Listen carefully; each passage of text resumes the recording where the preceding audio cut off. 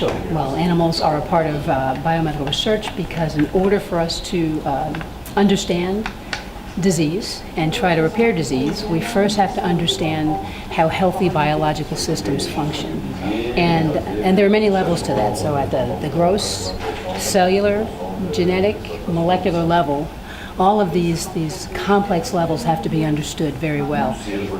And we can't do that with people. If I ask you, hey, can I borrow your brain so I can study it at all of these levels, most of you will say, no, you can't have my brain, I'm still using it. And so it's very difficult to look at those various levels of complexity in human beings. We just don't have the technology to look at things that deeply yet. And so the only other way to do that is to look at other biological systems, namely animals. Fortunately, there's a lot of biological conservation across species. One example is that all mammals use the same proteins to carry out the same biological functions. And we know that they're valuable in this way because every medication, every treatment, every diagnostic, every medical convenience that you are aware of today and that you may have or someone you love may have benefited from has originated from what we've learned in animals. So that's why we use them, because people, all of us here, continue to demand cures and treatments. And as long as you demand cures and treatments, we have to get them from somewhere. And until we can get them from people, then animals will be a necessary part of the equation. Yeah, well, what I have to say is, first of all, I thank those people for loving them. I love them, and I think we should all, I mean, these animals, these are beautiful living creatures. They're not things. And we should treat them with respect and compassion.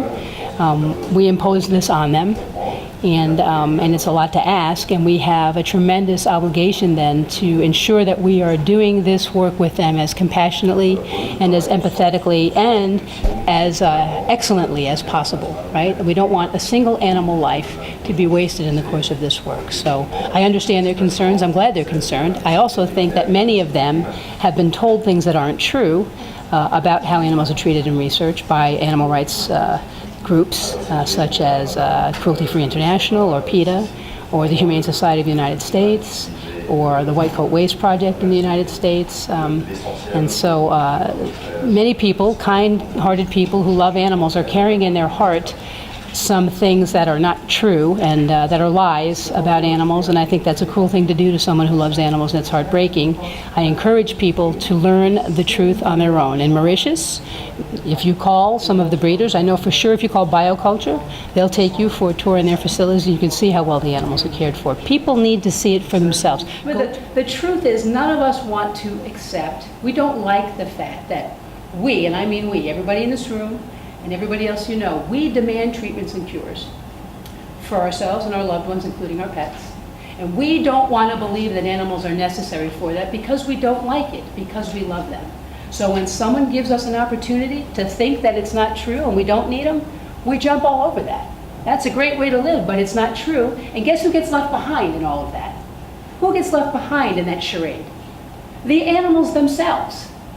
While everybody's arguing about no animals and yes animals, and it becomes this big argument, this us versus them, the fight at some point becomes more important than the thing you started fighting about. And that's the animals.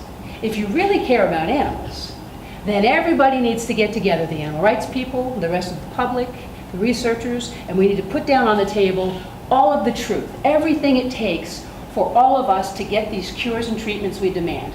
The good, the bad, the ugly, the things we like, the things we don't like. Put it all out there so that we can discuss these things in truth and move forward in a loving way, right, towards solutions that will benefit animals and people that are real.